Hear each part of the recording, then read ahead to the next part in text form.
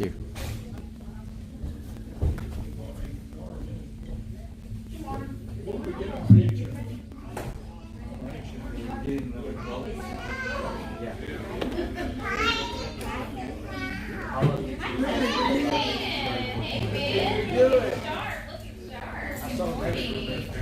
How are you? Yeah. That's good.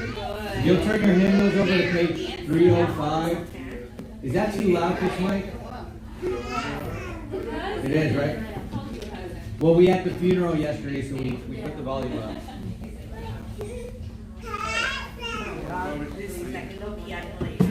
Is that a little bit better or still too loud? Still loud?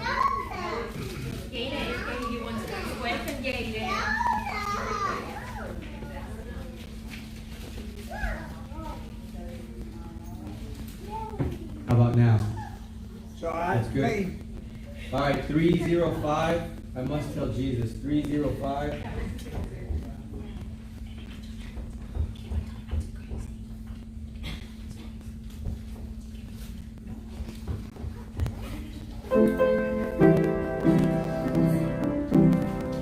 I must tell Jesus all my trials.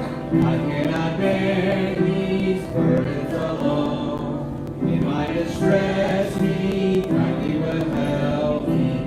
He ever loves and cares for His own. I must tell Jesus, I must tell Jesus, I cannot bear my burdens alone. I must tell Jesus, I must tell Jesus, Jesus can help me, Jesus alone. I must tell Jesus all of my troubles. He is a kind, compassionate friend. If I but ask Him, He would deliver. Make up my troubles to me again. I must tell Jesus, I must tell Jesus, I cannot bear my burdens alone. I must tell Jesus, I must tell Jesus, Jesus can help me, Jesus alone. Tempted and tried, I need a great Savior, one who can help my burdens to bear. I must tell Jesus, I must tell Jesus, He all my cares and sorrows will share. I must tell Jesus, I must tell Jesus, I cannot bear my burdens alone. I must tell Jesus, I must tell Jesus, Jesus can help me, Jesus alone. Oh, how the world to evil allures me. Oh, how my heart is tempted to sin.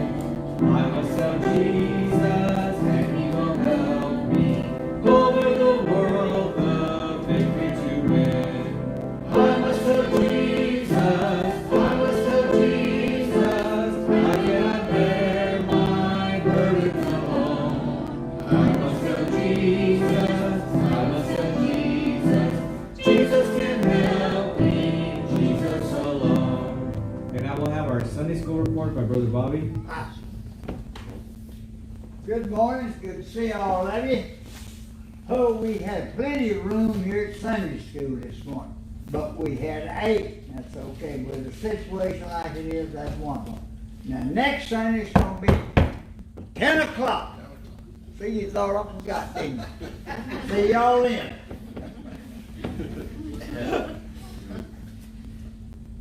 Appreciate that report. Good to be in the Lord's house this morning. As always, good to see each of you here. Many of us were here yesterday at the funeral. Brother Bobby's daughter passed away this past Wednesday, and had her funeral yesterday. Be in prayer for Brother Bobby's family.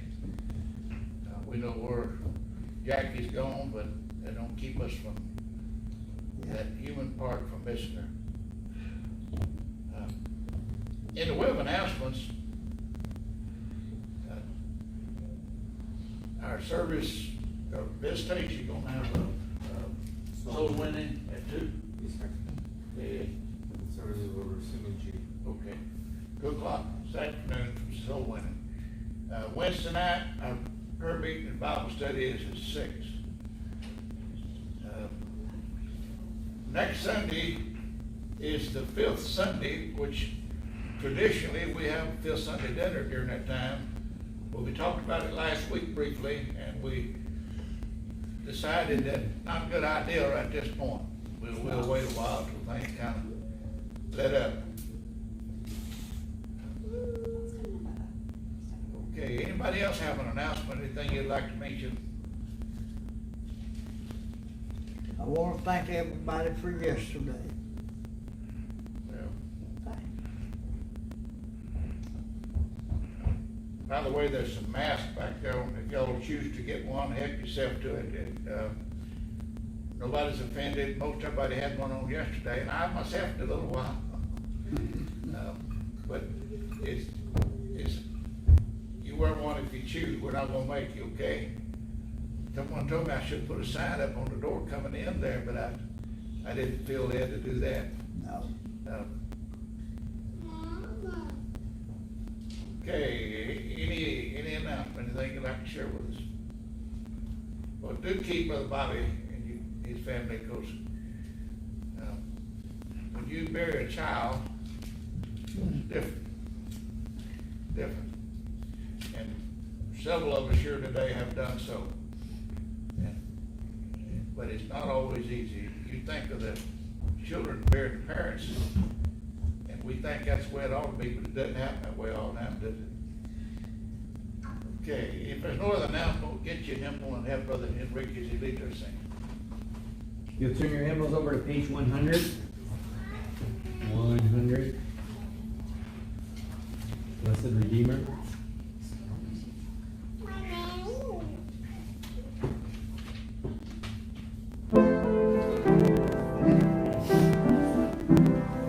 Up Calvary's mountain, one dreadful morn, walked across my Savior, weary and worn, facing for sinners, death on the cross, that He might save them from endless loss.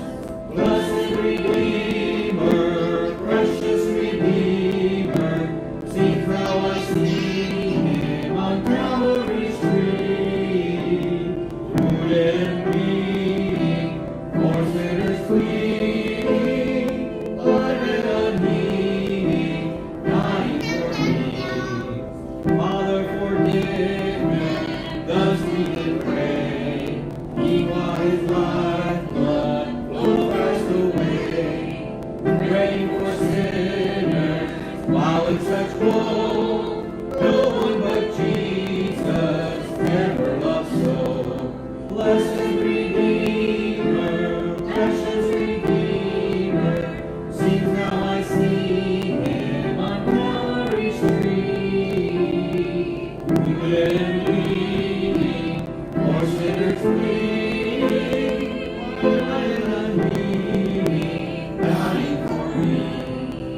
Oh, how I love Him, Savior and friend. How can my praises ever find end? Through years unnumbered, on heaven's shore, my tongue shall praise Him forevermore.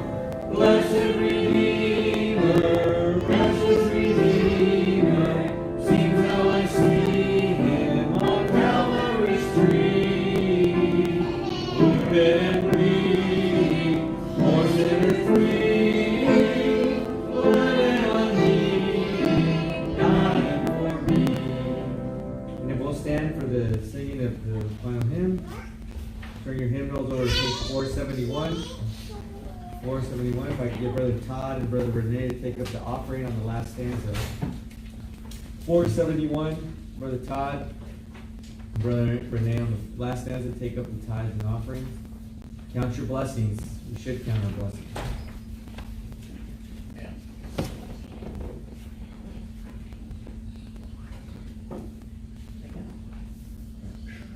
Oh, 471. Thank you.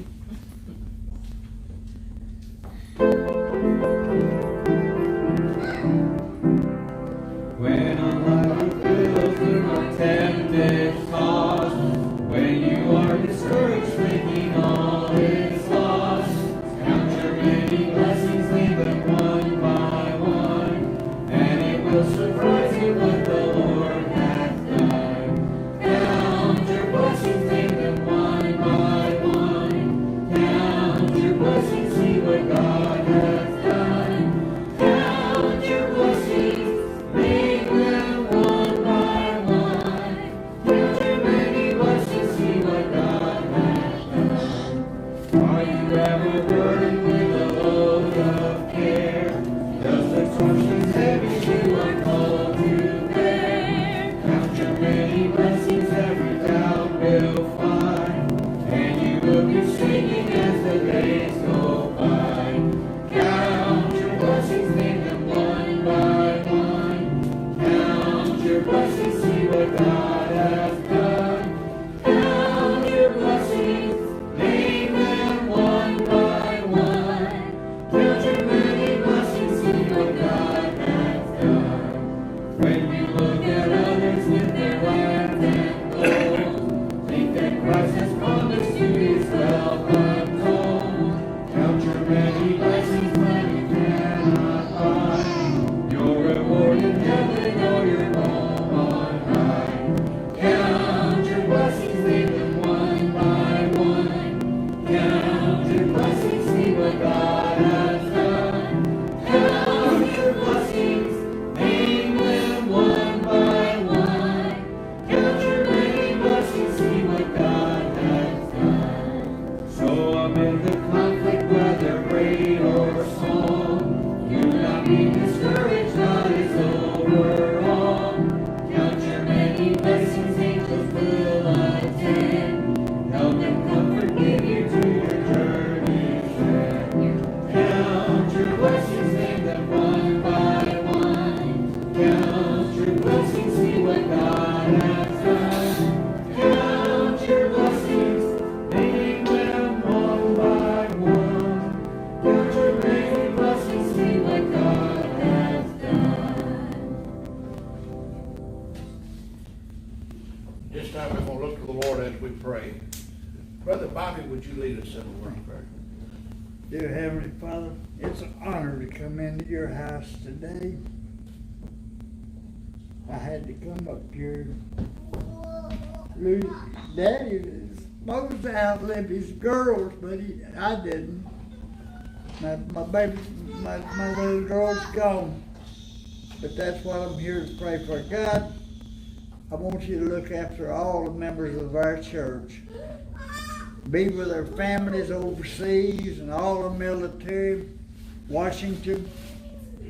And we know, I do in my heart, that you can override this health issue that's going on. I know the old devil's on this earth, in this world, and I think he's brought it on us, maybe to show us something, I don't know. But be with us. Take this offering that we're going to take up today and use it for the benefit as you see possible in this church. I'm going to ask all this in your son's name, Jesus. Amen. Amen. Thank you, brother.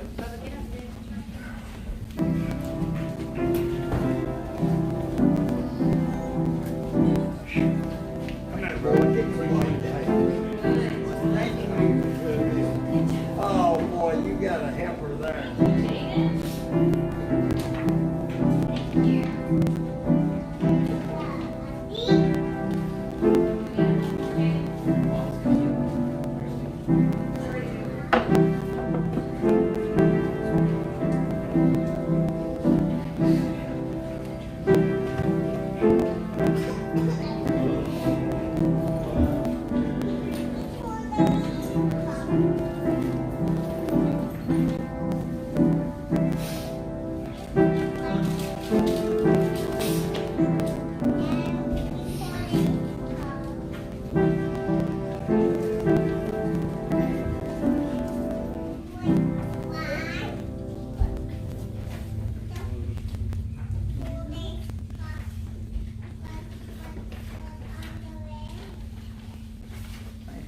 Linda.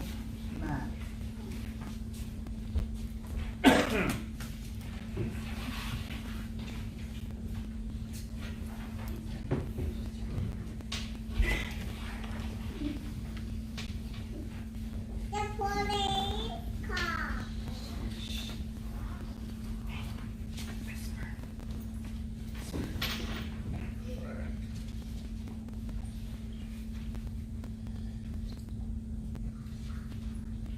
Okay. It is Memorial Day weekend. And by the way, for your info, they're not having the annual get-together out at the National Cemetery as they do every year this year because of the pandemic. They are allowing people to go and visit the tombs and so forth, the memorial markers and what have you. There's a whole bunch out there. We recently buried Mary Sarah's grandmother out there, was it not? Your grandmother. So we have men that come here that passed on and they're interred there.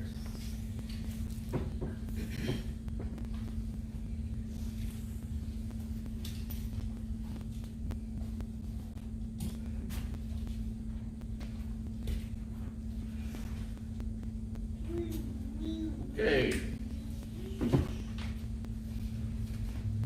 Do we still have some copies of that lesson I took? Thank you, sir. First time I've done that. It's the first time ever. Oh, my.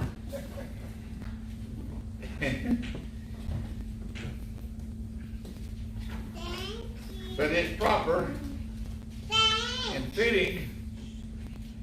Our Memorial Day celebration is that we remember our soldier boys and girls that gave the ultimate in their life for this great country.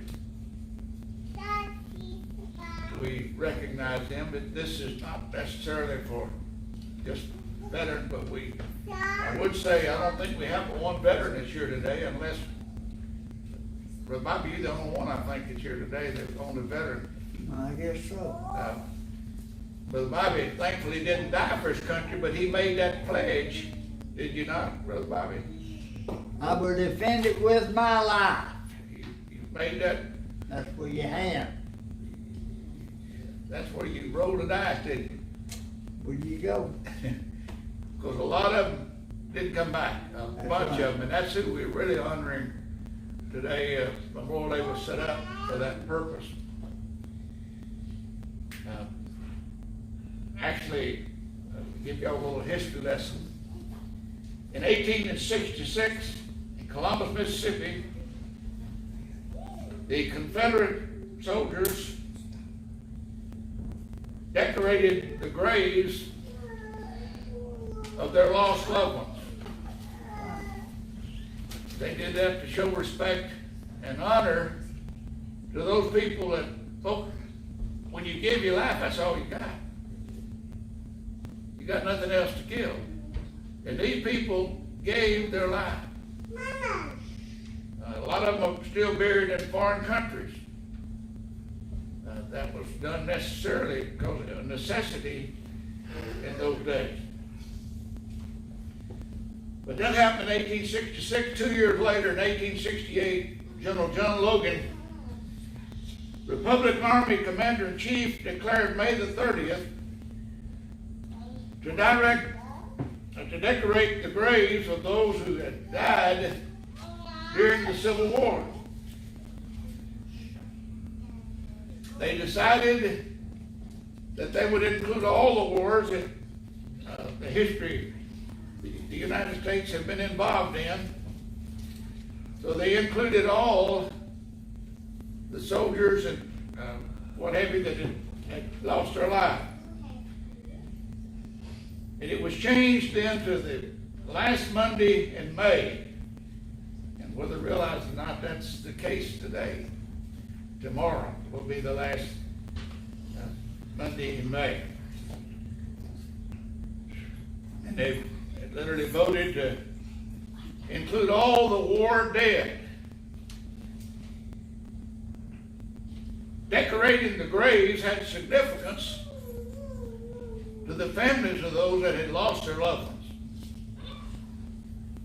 We see people today, they grieve in certain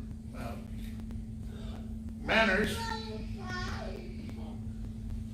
Some people do it by going and visiting the final resting place of the bodies of their loved ones. Some do it by sending flowers. But back in those days, we talked about a long time ago in 1868, when officially they started it. It meant something to the people then to decorate the graves. That's the least they could do. But I'll remind you, folks, the people are not there in the cemetery. They're not there. Their remains may have been put there, but they're a long time gone. Long time. Really, my wife and I, pardon the personal thing, my family's buried up in Nacogdoches at Old North Church, the oldest church in Texas.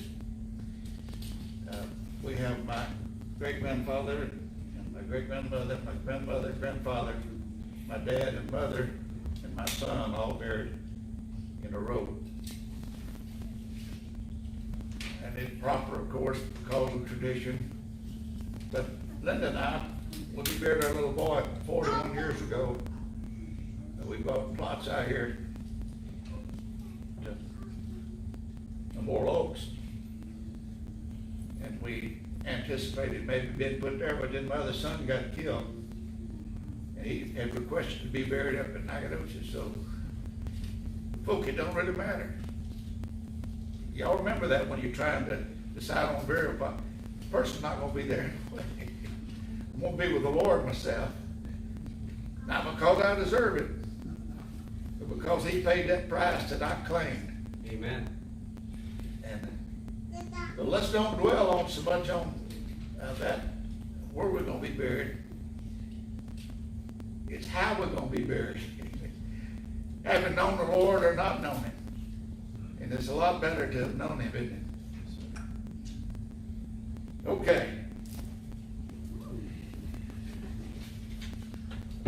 We enjoy our freedom today because others have suffered, wounded, been deserted back home, and so forth. They laid their life down for us. I want to read these scriptures, if you will, John chapter 8, and we'll hold up on John 15. Then said Jesus unto them, When you've lifted up the Son of Man, then shall you know that I am He, and that I do nothing of myself, but as my Father hath taught me, I speak these things. And He that sent me is with me, and the Father hath not left me alone. For I do always those things that please Him. The Son pleases the Father. As He spake these words, many believed on Him as they listened to our Lord minister. Verse 31, Then said Jesus to those Jews which believed on Him, If ye continue in my word, then are ye my disciples indeed. Ye shall know the truth, and the truth shall make you free. They answered Him, We be Abraham's seed, and were never in bondage to any man. How sayest thou, ye shall be made free? Jesus answered them, Verily, verily, I say unto you, whosoever committeth sin is the servant of sin. The servant abideth not in the house forever, but the Son abideth ever. If the Son, that is capitalized, meaning the Son of God, if the Son therefore shall make you free, you shall be free indeed. back up just a little bit about our veterans and talking to Brother Bobby this morning early. He got here earlier than the rest of you. He shared with me some about his Army life, what they went through, and he literally said that because of his training in the service, and he spent 10 years in service, and because of seeing so much death and suffering, that he hardened his heart towards something like that. And he said he hardly grieved when he lost his parents. But he was taught to be hard. And folks, let's face it, when you go into the military service, they teach you how to kill folks.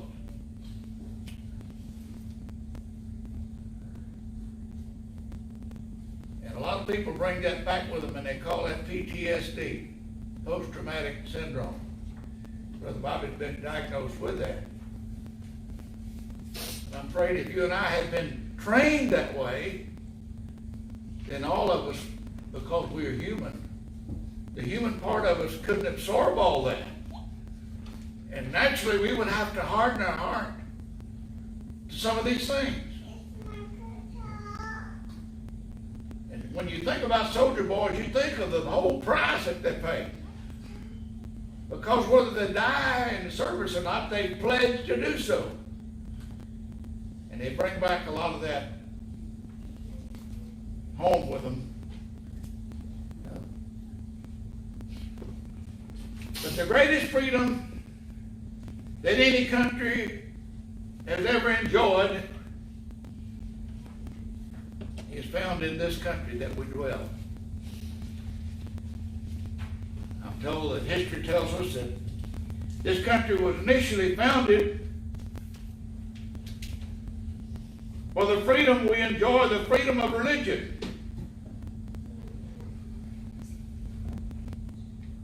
Nobody was made to come to church this morning unless maybe you're a child, and my mama made us go. Right? We didn't have a choice. We got up and went. And I tell you something else. If relatives showed up to visit Mildred Cobb, they brought their church clothes. My mother would say, "You'll have to wait on when we're going to church." She set a testimony for her children and for the world. In fact, I'll go a step further and say my dad didn't go to church in those early days. My mother tithed for him. She made sure her tithe was paid in his. And I didn't know that for years that mother was doing that, but she loved the Lord. And you got this old boy here today because of a godly mother. I know we're not celebrating Mother's Day, but I had to put that in. She was my hero. I need you to know the fact that we have the freedom here to worship as we would. I took that for granted in the first trip that I made to the Holy Land. We went into Athens, Greece, in our hotel, and we said, let's all be down in the lobby and have church on Sunday because we were there on a Sunday. We're used to doing it. Let's just all meet out here. But the hotel said, you can't do that. You can't do that. This guy that walked around with a long robe and all the way to the floor, the Orthodox priest there with the Greek church said that y'all can't meet and teach what y'all teach. Can't do that. We've got to okay it. Well, naturally, because we teach salvation by grace through faith, that alone, they wouldn't okay it. So we had to go to somebody's bedroom to have a get-together of church people, because they wouldn't let us do it there on the regular lobby of the hotel. I learned that. I went out to Egypt and I found the same thing in Cairo. We take it for granted that all this stuff is available. And folks, this is still, in spite of all the deficiencies, the things wrong with the country, it's still the best country to live in. If we don't like the laws, we can change them, can't we? That's the way it ought to be done. Somebody put something on Facebook the other day, said, we ought to change politicians like we do babies for the same reason.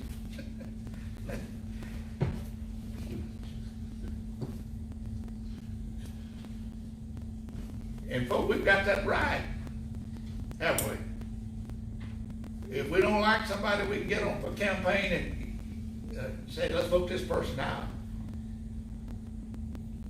But most of us say, oh, I don't want to bother, I don't have time to fool with it. And consequently, we wind up with a lot of people in office that shouldn't be there. But we still got that freedom.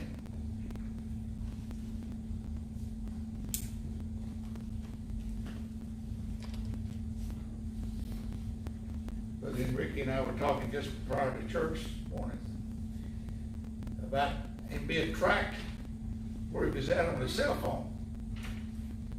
Well, I showed him an app I have on mine. Linda and I have insurance with Allstate. When I crank the car up and start moving, if I go a block, they kick in and they want to track my trip. They send me a little bleep and let me know that they're available to track my trip. Well, they're tracking me anyway. When I leave the house, they are. And that's not good, is it? Yes, sir. I did hear a car dealer a while back explain to me, I said, how do you, when you finance a car with someone, how do you know that they're going to pay the bill? He said, well, I tell you what, those that we interview and have a question about, y'all may not know this, but they've got a deal they install on the frame of the car. They can track you. If you don't pay your payments, they can come get your car. They know where it's at. Yeah. They can turn it off too. You're right about that. Well, folks, the Lord been tracking us a long time, hasn't he? We don't like the idea of somebody else. Nevertheless, that's part of the day we live in. But the good part about it, this is still the land of opportunity. It is a golden opportunity. If you want to start your own business, have at it. A fellow by the name of Sam Walton, probably one of the best illustrations we've got. Back in, not too many years ago in my lifetime, built the first Walmarts out of Arkansas. And who would think anything would come out of Arkansas? But he has spread the world with Walmarts and Sam's stores. Folks, he did that free enterprise system. And look where, of course, he's on with the Lord now. But his family, I'm assuming, still run the store. But the thing I want to point out is, we've got that same privilege of starting our own business. However, we've got to be approved, some, don't we? My wife's little nephew over in Chattanooga, Tennessee, here a couple of years ago, wanted to have a lemonade stand set up. Sell lemonade for a little worthy cause. Well, he learned quickly that you got to have a permit, but you can still do it. But men died for the freedom in the beginning that we enjoy. And many have died since to maintain that freedom. I question myself a lot of wars that we've had. Our people went over into Vietnam and they fought for years, didn't they? I guess the longest time war that we've ever been in. And I'm not sure if we accomplished anything, because North Vietnam still exists. But the thing I want to point out is that we still had men and women that died for that freedom to maintain it. But as we think about it, bloodshed and freedom go hand in hand.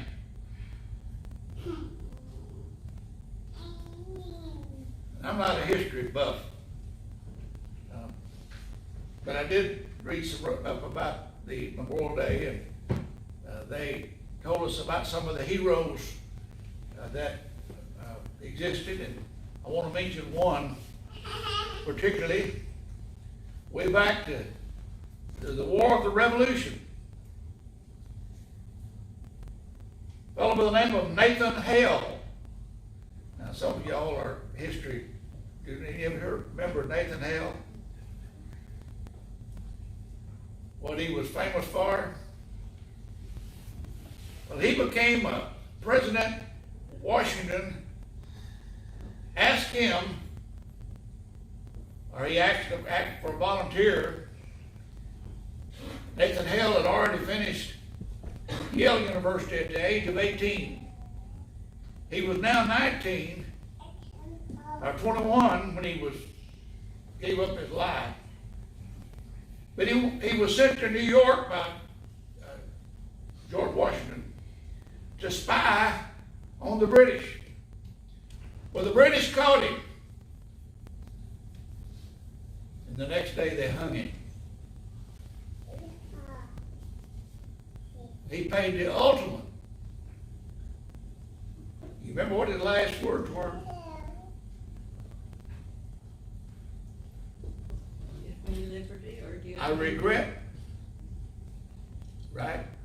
I regret that I have but one life to give for my country.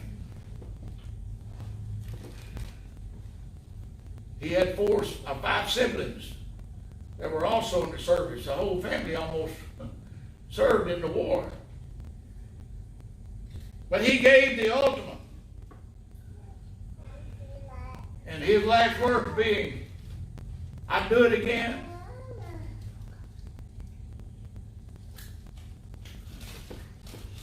But our Lord spoke of freedom and blood shed in our text.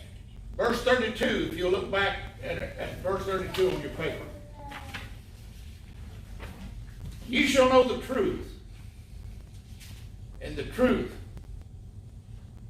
shall make you free. They have that inscribed out on the campus, Austin, the University of Texas, in big letters. You shall know the truth, and the truth shall make you free. And somebody help me out a little bit.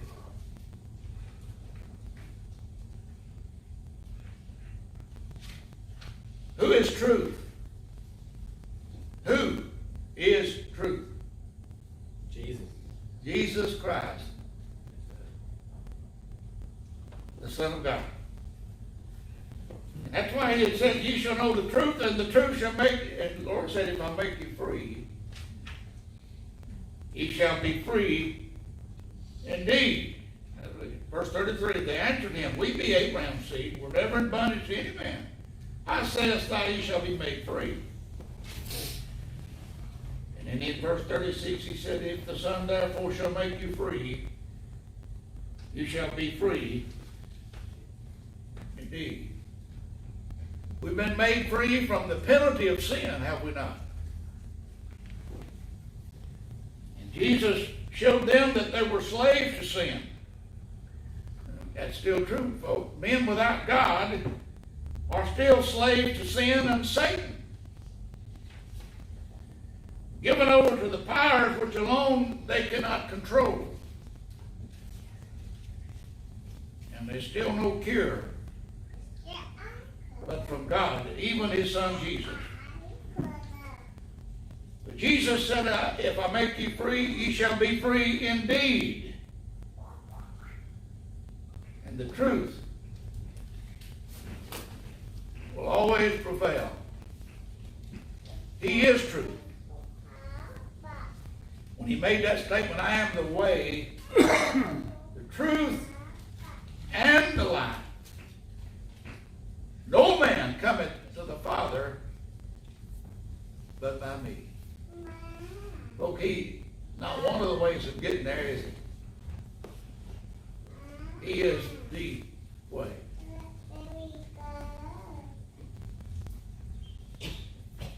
What about the bloodshed? I just mentioned about Nathan Hale being hung for his country. But under the law system, which our Lord was under that law, each year they would take a lamb and offer that lamb's blood up for the sins of the house of Israel. The high priest would go in once a year before God in the Holy of Holies. And when he went in, he would take the blood of a lamb and sprinkle it before the mercy seat. They did that on a regular basis. Remember what Jesus said when, let me refer to his cousin, John the Baptist. When Jesus came down to the River Jordan, and John the Baptist was down to baptize him, and John the Baptist looked and saw Jesus coming 6 months later. What did he say, John the Baptist, when he saw Jesus? Behold, the Lamb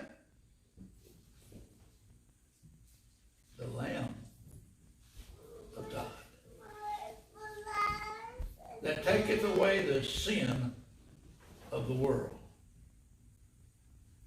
And folk, he was offered as a sacrificial lamb.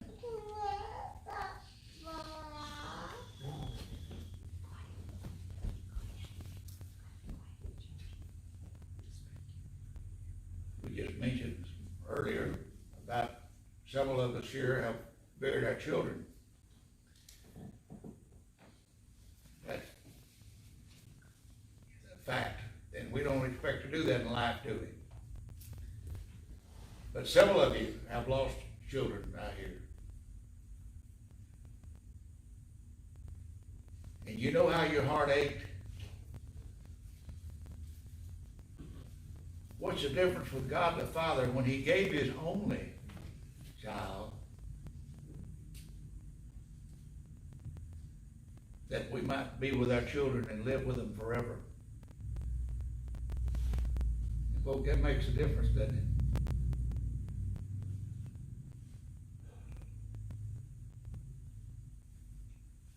God gave his only. As a matter of fact, he had to turn his back when Jesus was on the cross, and when Jesus cried out, Father, why hast thou forsaken me?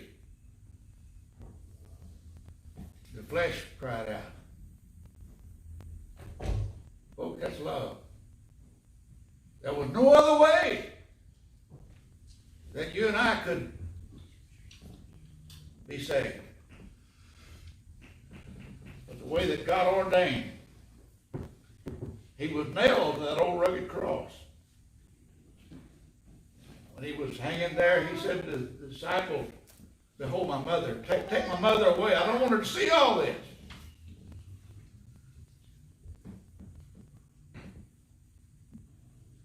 If that isn't love, the song says, then there's not such a thing as love. But he did that we might be free from our sin. We might be free from death. Scripture says, whosoever liveth and believeth in me shall never die. Have you ever citizens said, they shall never die. What happens in people, we put off the flesh, don't we?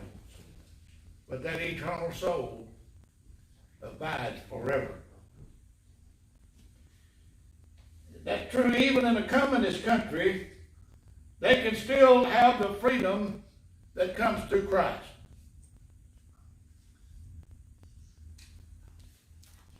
It's still available, isn't it? The same price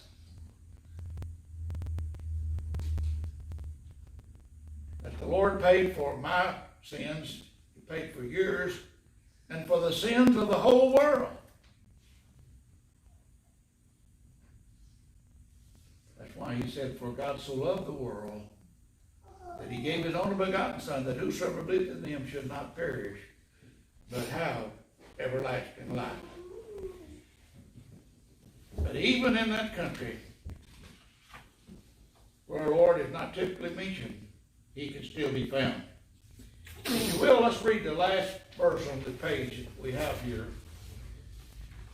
John 15, verse 13. Y'all all know it, but let's read it again together. Greater love hath no man than this, that a man lay down his life for his friends.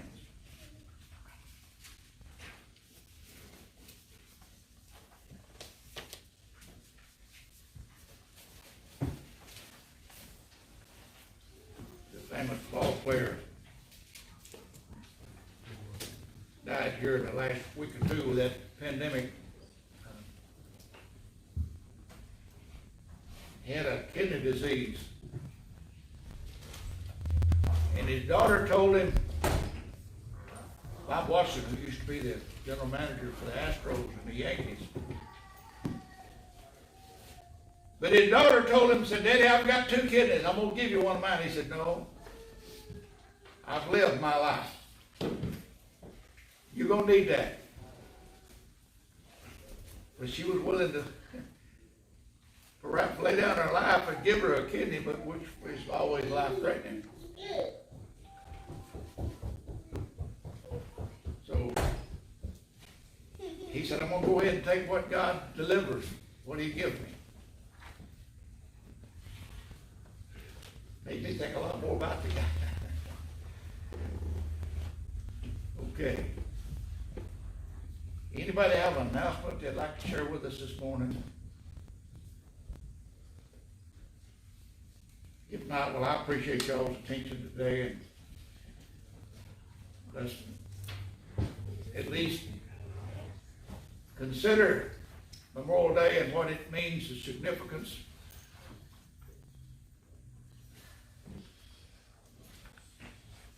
But it's a sad time for some people.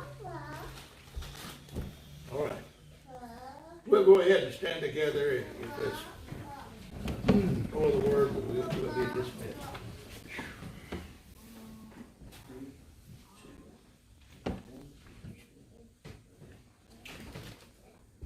Linda, would you give our closing prayer? Heavenly Father, we thank you for this privilege again today. We could meet together to learn more about you and to worship you.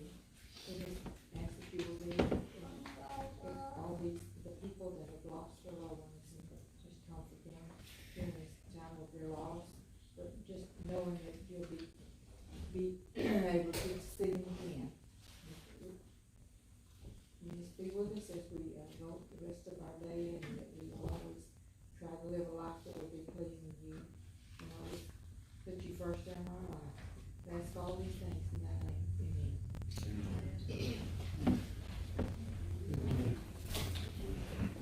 Should send,